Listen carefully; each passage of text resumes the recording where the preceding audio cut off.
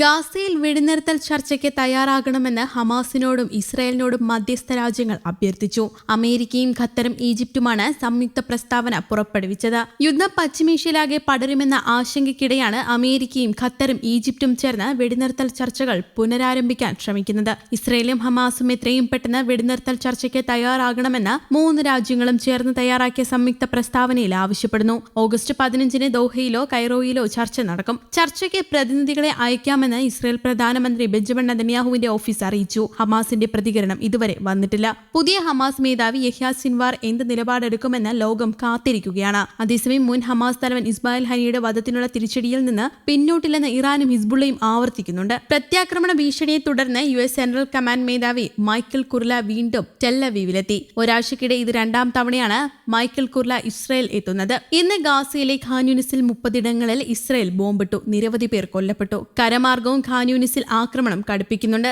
ഖാൻ യൂനിസിലെ മുഴുവൻ പേരും ഒഴിഞ്ഞു പോകണമെന്നാണ് ഇസ്രായേലിന്റെ മുന്നറിയിപ്പ്. ഹമാസ് കമാൻഡർ സാമിർ അൽ ഹജിനെ കൊലപ്പെടുത്തിയെന്ന് ഇസ്രായേൽ സേന അറിയിച്ചു. ലെബനാനിലെ സിദോമിൽ നടന്ന വ്യോമാക്രമണത്തിലാണ് മരണം. അതേസമയം ഗാസയിൽ വീണ്ടും ഇസ്രായേലിന്റെ കൂട്ടക്കൊല. അഭയാർത്ഥികൾ താമസിക്കുന്ന ഗാസയിലെ സ്കൂളിന് നേരെ ഇസ്രായേൽ നടത്തിയ ആക്രമണത്തിൽ 100-ലധികം പലസ്തീനികൾ കൊല്ലപ്പെടുകയും നിരവധി പേർക്ക് പരിക്കേൽക്കുകയും ചെയ്തുവെന്ന് വാർത്താ ഏജൻസികൾ റിപ്പോർട്ട് ചെയ്യുന്നു. അതേസമയം ഹമാസ് അഭയാർത്ഥികൾ പ്രഭാത നമസ്കാരം നിർവഹിക്കുന്നതിനിടെയായിരുന്നു ഇസ്രായേൽ ആക്രമണം. ഇത് മരണസംഖ്യ വർദ്ധിക്കാൻ കാരണമായി. ഹമാസ് നിയന്ത്രണത്തിലുള്ള സർക്കാർ മീഡിയ ഓഫീസ് പ്രസ്താവനയിലാണ് ഇക്കാര്യങ്ങൾ അറിയിച്ചത്. സ്കൂളിന് നേരെയുള്ള ആക്രമണം പരിസരത്ത് വൻ തീപിടുത്തത്തിന് കാരണമായി. കുടുങ്ങിക്കിടന്ന പലസ്തീനികളെ രക്ഷപ്പെടുത്താനുള്ള പ്രവർത്തനങ്ങൾ നടന്നുകൊണ്ടിരിക്കുകയാണ്. ആക്രമണത്തെ ഭയാനകമെന്ന് വിശേഷിപ്പിച്ച് ഏജൻസി ആക്രമണത്തിനിടെ ചില മൃതദേഹങ്ങൾക്ക് തീപിടിച്ചുവെന്നും റിപ്പോർട്ട് ചെയ്യുന്നു. 3 റോക്കറ്റുകളാണ് സ്കൂളിന് മുകളിൽ പതിച്ചത്. വ്യാഴാഴ്ച ഗാസയിലെ 2 സ്കൂളുകൾക്ക് നേരെ ഇസ്രായേൽ സൈന്യം നടത്തിയ ആക്രമണത്തിൽ 18 പേർ കൊല്ലപ്പെട്ടതിന് പിന്നാലെയാണ് പുതിയ ആക്രമണം. അതേസമയം 10 മാസം പിന്നിട്ട ഗാസ യുദ്ധം അവസാനിപ്പിക്കാൻ വെടിനിർത്തൽ പുനരാരംഭിക്കാനുള്ള ശ്രമമാണ് പുരോഗമിക്കുന്നത്.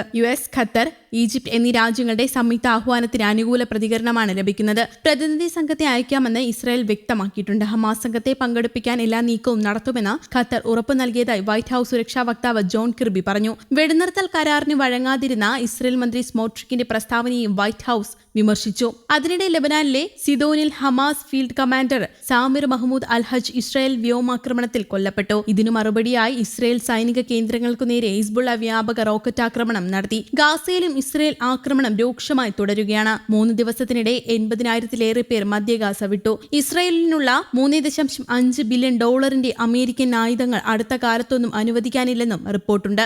ലെബനനിൽ ഇസ്രായേൽ നടത്തിയ ആക്രമണത്തിൽ ഹമാസ് കമാൻഡർ കൊല്ലപ്പെടുകയും ചെയ്തിരുന്നു. ഹിസ്ബുള്ളയുടെ ആക്രമണങ്ങൾക്ക് തിരിച്ചടിയായാണ് തീരദേശ നഗരമായ സദോണിൽ ഇസ്രായേൽ ആക്രമണം നടത്തിയത്. ഡ്രോൺ ഉപയോഗിച്ച് നടത്തിയ ആക്രമണത്തിലാണ് ഹമാസിന്റെ നേതാവ് സമർ അൽ ഹജ് കൊല്ലപ്പെട്ടത്.